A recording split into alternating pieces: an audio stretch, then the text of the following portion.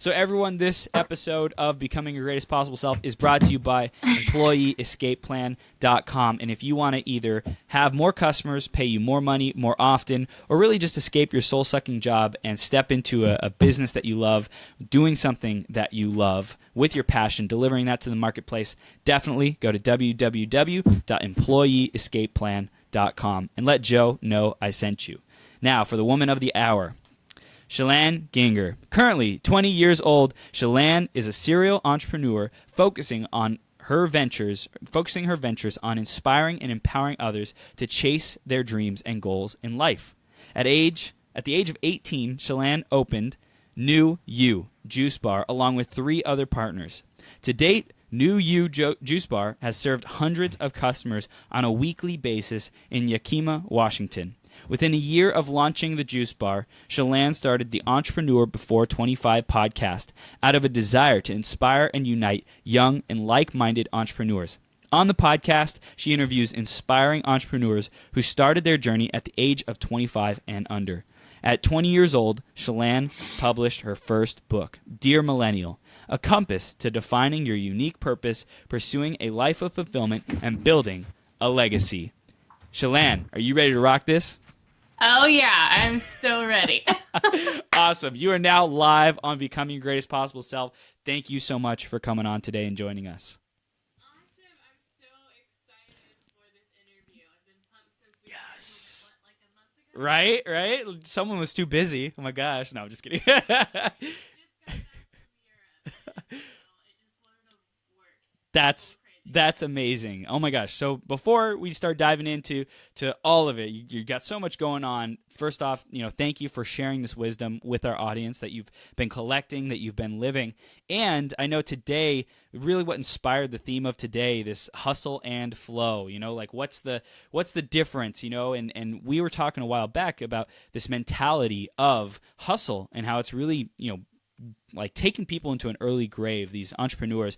So I'm just curious, let's start off with what are your thoughts on hustle and like building and creating and driving and being fiery, but also the flow, the side of intention and manifestation and creation, and also that self-care. Like, what are your thoughts on those two topics? That's a good question. I think that in like 10 years, we're probably going to look back to all of the hashtag hustle, hashtag grind, and kind of, I don't know if regret is the right word, but I think we're going to wish we would have had more balance within that. And you and I had a phone call about a month ago, and we got super deep. into this topic. That's why we're talking about it right now. Because, we're young entrepreneurs. A lot of people watching right now are young entrepreneurs, and we have goals, we have dreams, we want to make them happen. And there's nothing wrong with that. I think that drive is amazing. You have to have the ability to look at your goal and chase it and make it happen. But I think that it's not just getting to the destination that matters. Because, honestly, when you get to the destination, anyone who's accomplished a huge goal has had that moment where you've made it or you've accomplished it. So for me, it was like publishing my book. Like the day I actually published it, that's when I completed that goal. But there was nothing about that day that was like, it was obviously a huge landmark, but that day wasn't fulfilling. It was the process and the journey leading up to it. And I think that young entrepreneurs especially have this mentality where it's like, I just need to accomplish these goals. And they don't necessarily care what they lose or gain in the process as long as it happens. And I think that that gap between setting a goal and making it happen and it happening is where we put the hustle letter. Right. And so in my opinion, I don't really like the word hustle. I prefer like ambitious, motivated. When I'm chasing a goal, no matter how important that goal is, I'm never going to neglect the top priority spheres of my life. And that is my health, my emotional, physical, spiritual health, and the relationships that matter most to me. Because guess what? Even though I, from like literally coming up to the concept to publishing my book, even though that was a 4-month span, running 2 other businesses on top of it, plus life, I still had people and my health to be able to enjoy the day I actually, published it. Like, I had people to share that with because I didn't neglect and put those on the back burner in that process. Now, were there times when I had to leave the party? I don't really party, but like the get together a little bit early. Yes. Were there times I had to say no? Yes. But I always made sure I had that quality time, and I always made sure I was working out and eating healthy. So for me, I argue with people who say that balance doesn't exist. I think that balance looks different for everyone depending on their season, and I think you can call it different things.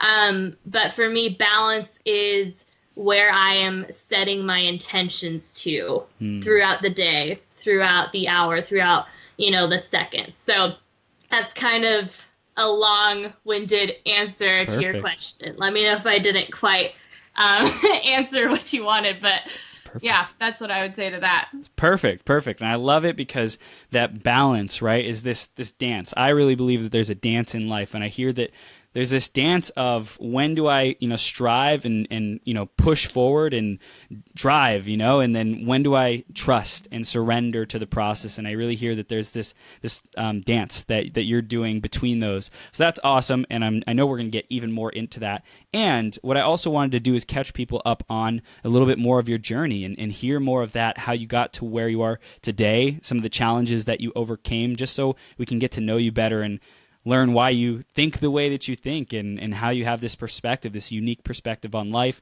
empowering millennials, all that good stuff. So let's catch our audience up. Yeah, so I think that how you were raised and just your life leading up to a certain point largely impacts your worldview by default. I think you can change your worldview, but by default, luckily, I was really, really blessed. Still, I'm extremely blessed. I have an incredible family, a family where we are all entrepreneurs to a certain extent. And so I was raised in the mountains, actually, in a mountain cabin where for a while we would go to town about once a month. Wow. And I was homeschooled up until enrolling in college at 16, and because of that, I had a lot of opportunities to make something of that a lot of kids my age wouldn't have. So at a really young age, I think I was like 14, I had already decided like what I wanted my life to be like in my mid-20s. I knew awesome. I wanted to be married, have kids and be a stay-at-home mom and run a business that I was extremely passionate about. And honestly, like, I didn't even know what a business owner was, what entrepreneurship was or anything, but I had that goal and I kind of knew what it would feel like to hypothetically, reach that, like just what it's going to feel like in the moment. And I kind of worked backwards from that.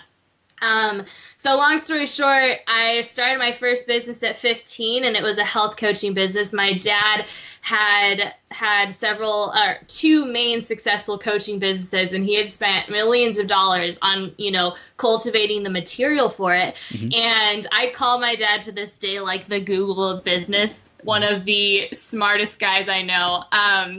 And so, because I'm his daughter, and I don't know what he was thinking, like if he thought I wasn't going to do anything or with it or not, but he was like, here's all the material. So I had all this material, and for like 5 months, I would get up at 5, I would do my school till like 11 or noon, and then the rest of the day I'd work on this business, and I like sifted through everything, and I made all the systems and translated it all towards health because it was a health coaching business. Right. And then at 15, I had clients, which looking back now, I'm like, why would anyone trust their health to a 15-year-old? But I had like health professionals backing me up, and that went for a little bit. And then long story short, got to the point where I realized, to take this to the next level, I'm going to need a degree. I'm going to need some credibility. So I enrolled in college at 16, and that was my first like real school experience. That's a whole story in itself. Did that in 2 years. A year into that, into my associate's degree, I realized, okay, so I'm going for the ultimate goal of becoming a dietitian. I'm going to obviously need a steady job or something in this to work my way through school. And so I prayed about it, and the next week, my brother and his business partner come up to me, and they're like, hey, Chelann, so do you want to help us run a juice bar? And I was like, what? They were building out a yoga studio, and there was like this whole space, like practically a whole like separate building that they were trying to figure out what to do with. So the famous line is, that I attribute to me being here today is me saying, well, you know me, I'm a Gienger. I'd probably need some ownership in it. So long story short with that, we met a week later, brought in another partner, and then through the course of 7 months, where there was about 3 times where it just wasn't going to happen, mainly because of funding, because I was 18 and the oldest other person I think was 23. So we're like these young kids trying to start a juice bar in a town where every other juice bar had failed within 2 years. And people would look at us and they'd be like, okay, so you guys gonna just like buy juice from Costco and all that? I'm like, no, like it's a juice bar. Keep in mind, I had never even juiced a thing in my life. Like, I went home the night they said that, and we had like this home juicer, and I just remember it took me like 6 apples to make just a cup of juice, and I was like, I don't know about this. And then in our market research, there was a juice bar that had to transition into a juice cafe. So my partner and he and I were going to be the ones like actually running the business. And the other 2 were like building out the space, looking for investors, etc. So we go to this juice bar. We walk in Monday at 1 p.m. and this employee comes out behind a curtain and she's like, oh my word, hi. You guys are my first customers of the day. And we just look at each other, and then we decided to start a juice bar. Like, it's like the whole like young and dumb. I think my like being so naive has been a secret to success, because I had literally only been an employee once in my life up until then, and it was a temporary secretary at my dad's office. So I had no standard for what was like standard. So I just created these standards based off of my worldview, which thank God was a good one. Yeah, and you had that head start with your dad, because he taught and most likely eschewed that, lived those principles that had him be successful at business, and then that rubbed off on you. So what better of a source to have than someone who's already having success? And when he saw all his kids were starting these businesses, he had put aside the business coaching aspect of his business. But he started up like this private like coaching group basically, and we would meet with like 15 entrepreneurs every week. We did this for 3 years. With him personally coaching us, and that was like a lifesaver. Because you don't know what you're doing. Like, honestly, I don't even know what I'm doing now. You just you try, and that's why I think the first couple months, sometimes couple years, to different extents of starting your own business are the hardest, because everything you experience is a new experience. And for a while, it does feel like you're just putting out fires left and right until you figure things out. And that's pretty much what it was like with us with the juice bar. I mean, to crazy extents. Like, we thought we could run it by ourselves and this is a brick and mortar juice bar. Like, we have an inside cafe area, we have a drive-through, we have a full-on menu. Wow. It's no joke. It's like a Starbucks of juice. Like, that type of experience. And we thought we could run it, just my partner and I, for the first 2 months by ourselves. We get like a couple days into this and we're like, there's no way. So we go through our Facebook friends, like on the I think there was an app back then, like on the app, and we're going through and we're like, I don't think that person would be good. Maybe that person. I don't know. And we literally just text these random people saying, hey, do you want a job? And they come, I don't even interview them. I was that stupid. And then we hire 2 people, and the first day for one of these people, I trained her, but since we didn't know what we were doing either, it was super short, and I left her to run the entire place for the rest of the day. Like, how sketch is that? So anyway, fast forward through the juice bar, like, huge learning experience, still have it today. We're working on a second location here next year, which is really exciting. Awesome. And it's doing phenomenal. But everything in my life is kind of built up on each other. So I'm 18 years old, and we started the juice bar. I had just graduated from high school 3 days after we started it, and was graduating from college 2 weeks. I graduated from high school 3 days before we opened our doors, and graduated from college 2 weeks after.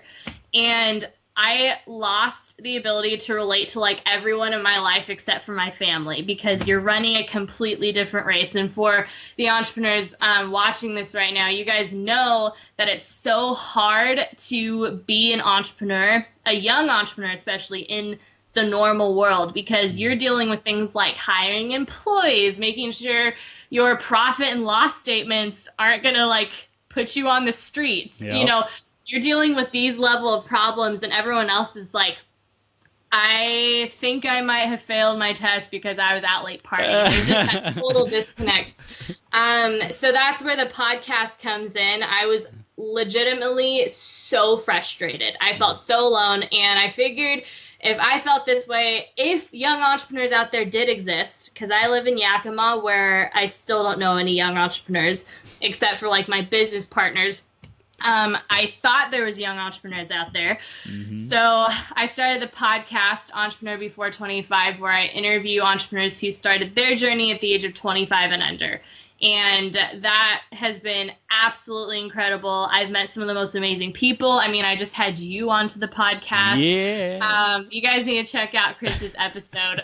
As always, he's always the happiest person in the room. And the podcast, I was listening to it, and I was like, oh, this just makes me so happy. Brought the fire. Yeah, totally. And then through the podcast, I just started noticing like all these different patterns, because I mean, I just released the 80th episode today. That's Congrats. Not including like awesome other things recorded or anything. I mean, I've talked to hundreds of entrepreneurs over just the past year and a half, and started noticing a lot of different patterns. And, you know, I wasn't really going to do anything about it yet. Mm-hmm. And then God laid it on my heart to write a book, and I really pushed back on this. Like, I didn't even ever have that on my life goal list ever, to write a book. Mm-hmm. And so when that whole thing came about, I pushed back for a long time. And then I sat down, and he downloaded everything to where, like, in my actual book, the chapter titles, like, the entire outline of the book is, like, straight from that moment. It was absolutely insane. And so the book's called Dear Millennial, A Compass to Defining Your Unique Purpose, Pursuing a Fulfilled Life, and Building a Legacy. Because what I noticed is there are hardly any millennials talking to millennials from a peer-to-peer stance on let's do this together. Like, what does this actually look like? And there's a lot of podcasts from people who are like in their late 30s, 40s, and they bring these people on, like these 60-year-old, 50-year-old, extremely successful entrepreneurs. And you ask them, like, what does legacy mean to you? What does fulfillment mean to you? What do you wish you would have done differently when you were in your 20s? And there's all these patterns, namely like around, you know, I wish I would have spent more time with my family. I wish I wouldn't have neglected my health. I wish I would have realized it's the process, not the destination, because there isn't a destination. So there's all of these things from people who are like in their late 30s, 40s, but hardly any millennials were like saying this now. Because, Chris, what I believe is, you know, how old are you right now? 26. 26. Okay, so I'm 21. I think that when we're like in our mid 30s, we're going to look back and all the millennials right now, whatever your age, we're going to look back and be like, holy cow, I'm really, really seeing some dramatic effects of my nonstop hustle. My health is just awful. I've had 2 divorces. I have no kids. I have no fulfillment. Like, you know, and I started seeing these patterns, and they were just confirmed left and right when I did talk to older millennials.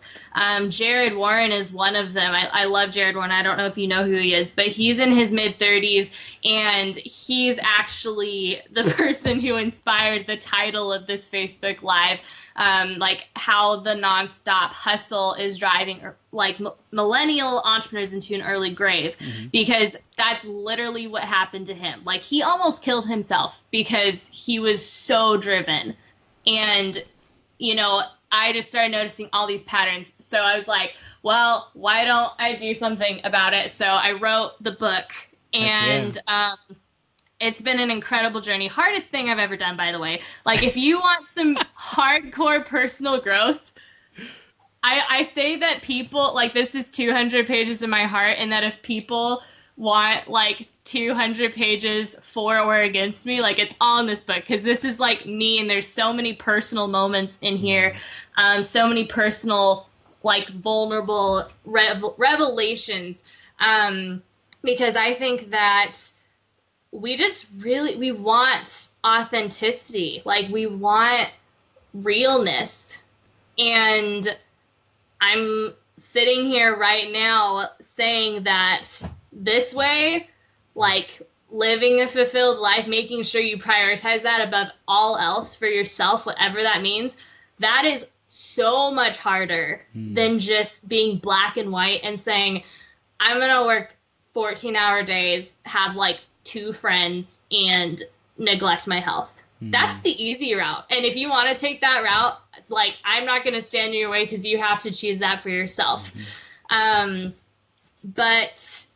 the hard route is being intentional and actually choosing fulfillment and defining, like, what that means for you. And something that I do to just keep my perspective straight, it works every time. Anytime I'm making a decision, it could be like, do I go, I'm also family with some, and like best friends with some of my business partners. So we hang out outside of work all the time. It could be something as simple as, am I going to go out and, you know, chill with them this evening? Or am I going to meet, like, get ahead on this deadline? I always ask myself, like, in 30 years, looking back to this exact moment in time, what is going to be the most meaningful? Like, what is going to make the most impact? Is it going to be crossing this off my to-do list, or this memory with my business partners? Like, who knows? We could come up, because we do this all the time, with like a life-changing like business to start that could change lives, that couldn't and might not happen if I decided to just be a recluse and work in my office the rest of the night. And so I ask myself that question all the time, because I think one of the greatest skills we can cultivate in ourselves is the ability to take ourselves out of our current situation and elevate above, like airplane perspective, looking down, like where we've been, where we currently are, and where we want to be, and then making a decision based off that, and not in the emotions and, you know, stress or even happiness of the moment. So yeah. Wow, that's powerful. And everyone listening, Chelann just gave us some gold. That was like so like process, practical, you know, super tangible stuff. So literally, for everyone who is listening, she said, in the decisions you make, in getting into this habit of asking yourself more often, in 30 years, what will matter? What will this really make the difference in? Which way would I have chosen to go? And you know what's interesting, Chelann, is either way, whether it's staying at home and, creating, kind of be in that creating flow, or going out and celebrating with friends, like both of those could be good answers depending on where people are at in life. Let's say you've been grinding, and you want to be more connected, more social, then that's going to be the priority. But let's say you've been partying, then staying in and getting the work done is really going to be the priority. So it's like zooming out to be able to ask that question in a way and get an answer from your intuition, from your higher self, from your future self, this version, your greatest possible self, this version of you that will call you forward into being, into living an amazing life, living your best life ever, leaving a legacy. Ask that question and come from that place so that you really have power with your decisions, with your commitments, your choices. You don't have any regrets, because some people might just be in this unconscious, self-sabotaging type of mentality or induced habit loop. And that's just how life has been up till now. And Chelann's giving you an access to stop that. Just say, well, let's pause it for a second. Let's pause life. Let's pause this, roller coaster, this hamster wheel that I've been on, and decide if I still want to keep going on this hamster wheel, if it's really creating what I want, or if I want to choose a different route. So that is gold, Chelann. It's beautiful, beautiful, beautiful. Thank you. You summarized that extremely well. Thank you. I'm good at it. I interview a lot of people just like you. and that's also what I noticed about you is you have like these strategies and the practical, actionable items because you're constantly asking people for those on your show.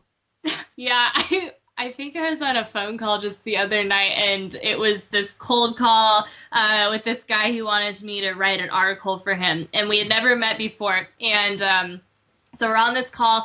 Out of the gate, I had probably 6 to 7. I didn't even prepare for these questions to ask him. And he started just kind of like chuckling, and I knew exactly what he was laughing about. And so I told him I should probably have a disclaimer, maybe just a shirt I wear all the time that says disclaimer. I ask a lot of questions. Yes. Because I do, and I love it. Like, I love hearing from people. When we're in school, think about this. Like, we're in middle school. I mean, all of school is this way. We're taught to only give the answers, and not just answers. They need to be the right answers. Yeah. And how ridiculous is that when the best way to learn is by asking questions? And I grew up, especially when I got into college, because I was 16 and everyone around me was like 25. I would feel embarrassed if I had to ask questions. Like raising your hand in class, you don't want to be that person because everyone looks at you, you get all the attention, and like heaven forbid your question is stupid. Right. So that's what I love about killing people's imagination, their creativity, their curiosity. That's like the lifeblood of life, of living a zesty, fulfilled life. Yeah, and that's why I love this type of learning, like hopping onto Facebook Lives, podcast interviews. I love podcasts. I love listening to audiobooks too, but podcasts are so great because you get to hear, I just love hearing people's stories because I love learning from people and their hard mistakes so that I don't have to make the mistakes. That's just my personality. But anyway, so along the lines of asking questions, I think it's one of the most valuable ways to learn. So ask lots of questions all the time. Beautiful, beautiful. I love it. So let's start diving into more of this deepness because, you and I had an amazing conversation about a month ago before we got onto this. So like let's ask this question. What lie do you think people are telling themselves out there? What's the misconception? What's the half-truth that people are like wholeheartedly believing in that's bringing them to their grave around, working and about creating, about like living a fulfilled life? What's the lie that people are actually believing? That is such a good question. You know what? I think the lie, because I can relate to this, and you probably can too. I think the lie is my value as a human being is directly related to my hustle, my accomplishments, how hard I work, how much money I make, how many likes I get, how many followers I have. Like, my value as a human being is attached to these things. And the thing is, if I place my attachment on that, then I am going to work my butt off every single day because that's something I can control. I can control how much I work.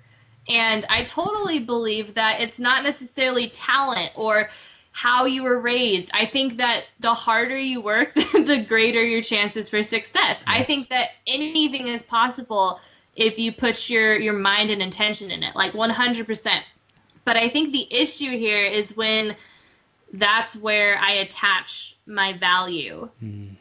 And I think we can all relate to this at so many different levels.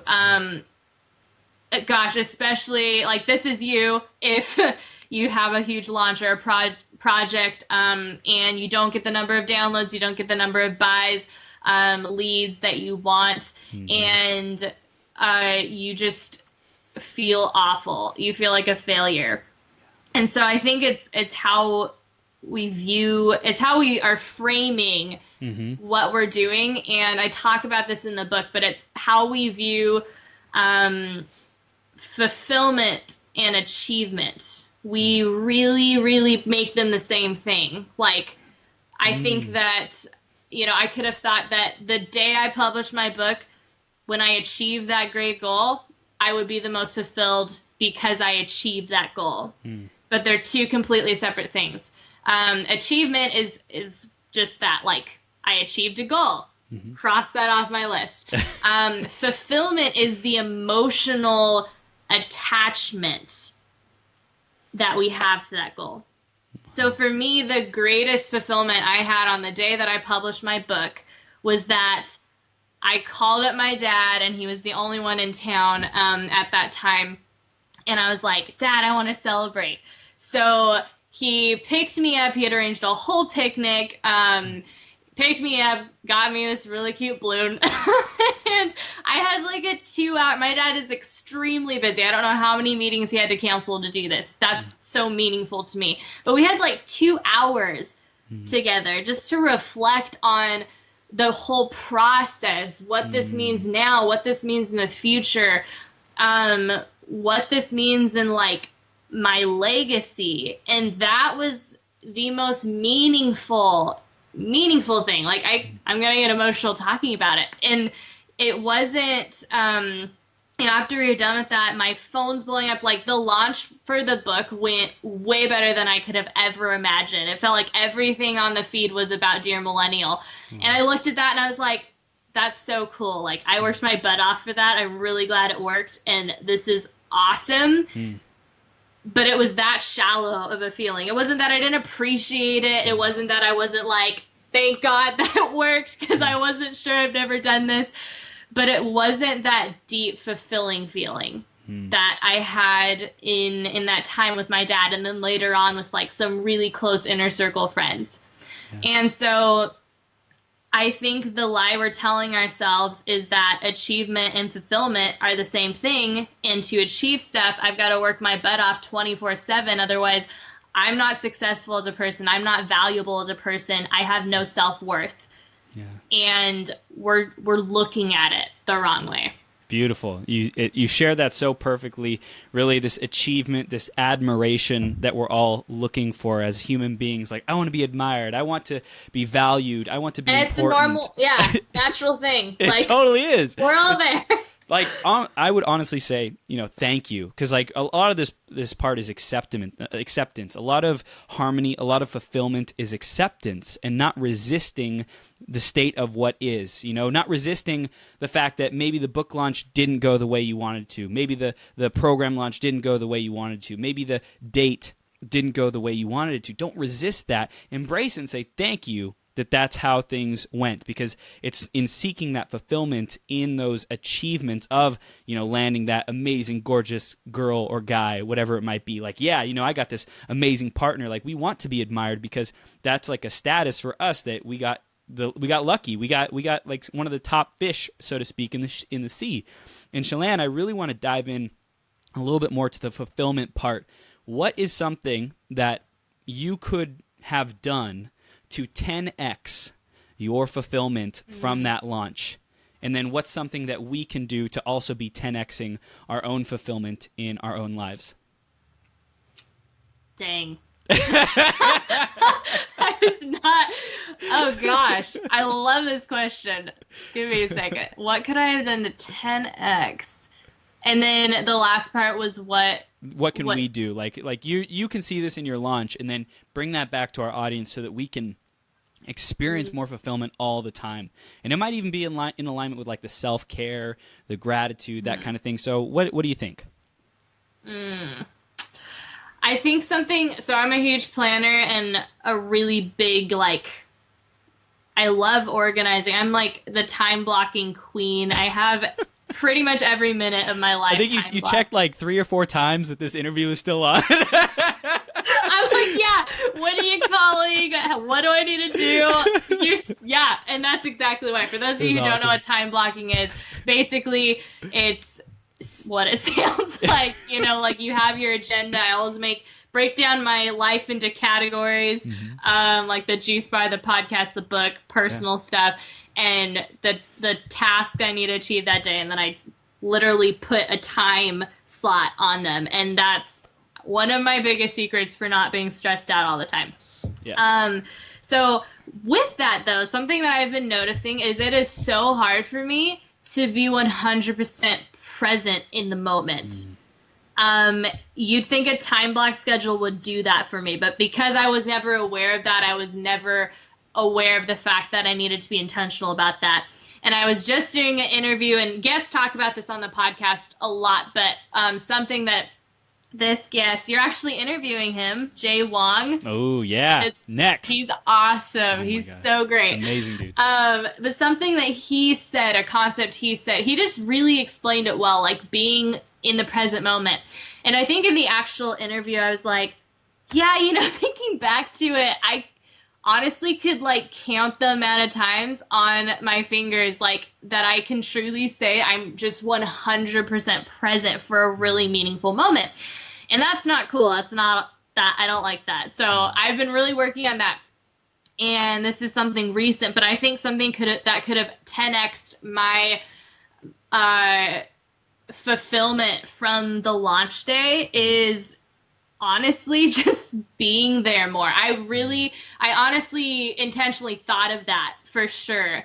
The night before, I had like 2 hours where I was just like, okay, this is how tomorrow's going to go. Like everything's in place and I'm going to be there. But I think in the excitement of everything, it still wasn't to the point where I would want. Now, I don't regret that because I didn't know anything different at the time. But I think that would have really like 10x'd the entire fulfillment aspect of it. Just being totally present in the moment. And I think that's something, on a side note, time blocking can really help with if you're intentional. Like this whole interview we're doing right now is time blocked. I don't have to think about anything else. Like I know what's going to happen after this in my day. So I think that could have 10x'd it. And I also think if I had created a better system for hearing people's personal breakthroughs and experiences through the book, because I had a launch team of almost 30 people who like read the book, and they gave me incredible feedback, but I didn't really have a funnel for like cultivating that into one place. I didn't really have a specific system for getting feedback for the purpose of realizing like this book is changing lives. I had it for like how to improve the book and all that jazz, but I think if I had it for the purpose of how is this book helping people find more fulfillment, that could have definitely 10x'd the day of. Yeah. Wow. I'm sure I could think of and will think of several things after this. But, and then in regards to how other people can 10x their fulfillment, it first starts with you have to just define what your top priority spheres in life are, and then really break those down. Because fulfillment's like this like wishy-washy word. I think at the end of the day, we all want to just live a fulfilled life. Like that's what drives pretty much everything we do. Fulfillment could be happiness in your relationship. Fulfillment could be like accomplishing a business dream or goal. We just want to feel fulfilled. We want to be happy. But how do you like break that down? So for me, how I break that down is I think back to some of the happiest, like just purest joy moments in my life. Where was I? What was I doing? What were the feelings I was feeling? And that's how I define my priority spheres. Because I guess I just kind of, I want to know the root, like what is it specifically? So for me, my happiest moments are when I am with the people I love, my best friends, the people in my inner circle. So the people where I fill you up, you fill me up. Say, what were we doing? We were outside, we were hiking, we were eating really good food. We were serving people, breaking that down even more. And so one of my priority fears is relationships. So first off, my relationship with God, and then my relationship with my family, and then my close friends. And I'm just going to go into two. The second one is, or the first one, because I believe that if I'm not 100%, I can't give 100% to you. Right. So my physical health, emotional health, and spiritual health is the top of my priority list. On a side note, that was really hard to get to that point, because I think to a certain extent we're all told growing up, like, that is so selfish. Always put other people before yourself, Chelann. I can't even believe you right now. But I think I've proved that wrong. I think I'm able to give so much more of myself if I'm giving from an overflowing cup rather than a cup that has like a drop of water. I'm like, okay, you can have this and this. I'm sorry, I don't have anything left for you. So those are my two priority spheres. I have a couple others, but those are like the top ones. And so first I would define what those are for yourself, and then figure out how you can inject as many parts of those spheres into any area of your life. I think we can start living the life we truly want to live today by just injecting certain elements of that. Like, do you want a nicer car? Well, then maybe just go to a car lot and look at some cars and actually get a visualization and imagine yourself picking it up. Do you want to be healthier? Okay, well then eat a meal that is like even just 5% healthier than you normally would. Like, I think it's just us taking the action in these areas, which the hardest part is first realizing the need and then defining that need. And then this is when we can take action in the area. That's how we start to live our dream life, our dream day, our dream hour. So injecting those areas of fulfillment in your achievement. So for me, I'm just taking it back to the same example because we've already covered it. When I, asked my dad to celebrate with me, that was my way of injecting that priority sphere into my day. Extremely intentionally. I could have called quite a few other people, but I knew that like my dad was the top priority sphere. I didn't want a huge party. I wanted like intentional time. So I think that's what I would say, like, on how to, and then take whatever it is, and like you said, 10x it. Yeah. Awesome. I read Grant's book. Well, it was like half a year ago now, but good concept. I've been seeing him pop up all the time. It's just like, it's a mentality. I think that with the ads. Yes, he is. So I think, it's a mentality of fulfillment, right? Like that I already am fulfilled and I become even more fulfilled as I move forward. I think that a lot of people feel like there's lack in their fulfillment. There's not enough, like I'm not achieving enough. It's like there's lack, there's scarcity, there's fear, which keeps people blocked from experiencing that fulfillment. Where do you think that fear is coming from? I think the fear of like not fitting in, the fear of not making a difference, the fear, I know for me personally, it's like not making the impact that I can on this planet. So I need to drive. So I need to, push myself to the limits, even if it like causes my health to suffer. For example, I got caught up in that. And now I think I've dialed that back a lot. I know I have. And really dialed into what is important to me because I ask great questions like you were talking about. We ask wonderful questions such as, how can I 10x my fulfillment? What would it take? Who would I show up as if I'm 10x'd in my fulfillment? Who am I being with people? How do I relate to people? How do I show up. And you and I are very strategic. We're very, high level thinkers, and our challenge is living in the moment, being here and being now. And I think the big thing is just trusting ourselves that it's like all working out perfectly, and just to like have grace with ourselves as we be present, as we take deep breaths, as we say, hold on. There's that takes grace to say, okay, stop for a second, stop. Right. Like I know that there's stuff I should be doing. I know that there should be, right? I know that there's stuff on my agenda. There's stuff on my calendar. There's a big to-do list. But Chris, dude, just like let it go for a second. Let it go for a couple minutes and just like recenter.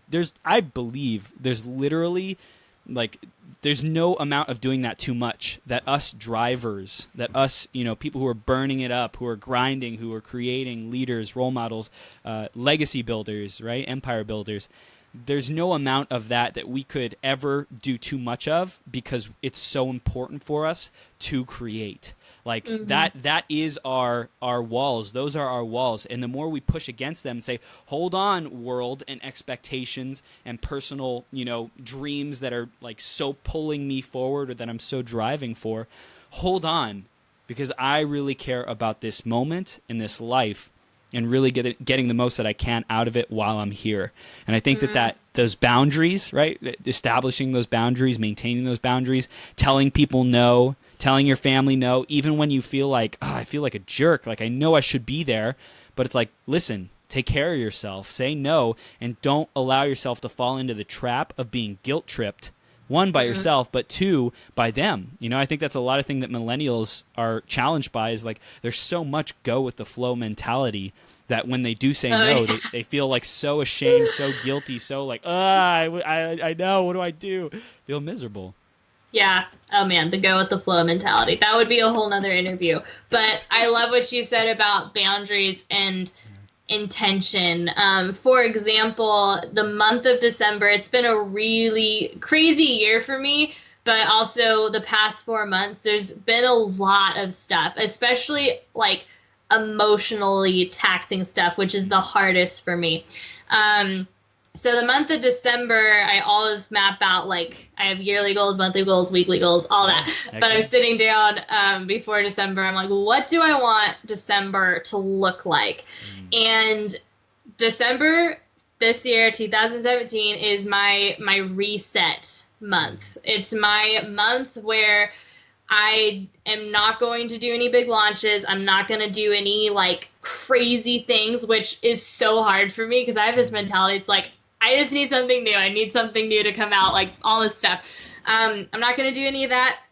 And that was really hard. But I was just real with myself. Like, I need this. I want to be able to hit it hard in 2018.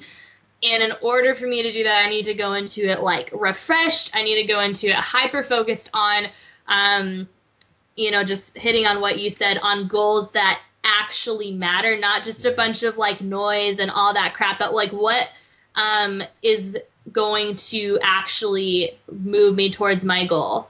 Like really just slicing that down. Like, do I need the daily emails to be sent out to my list? Do I need this to be posted every day? Does that matter to my end goal? And so December for me is that reset month, and the month where honestly, my biggest goal this month is to be in the moment and to just fully enjoy the holiday season. Like, last December, we had a ton of business stuff going on to where, like, Christmas Day, I was having to make some of the hardest business decisions of my life. And I'm human, so it affected my holidays.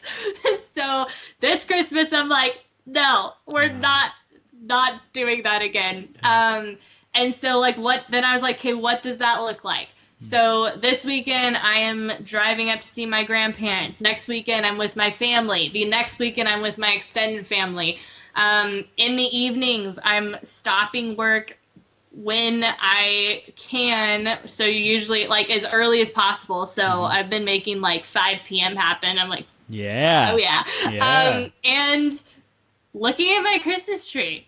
Like, decorating the house. My roommate decorates the house. I watch her decorate the house. Drinking eggnog.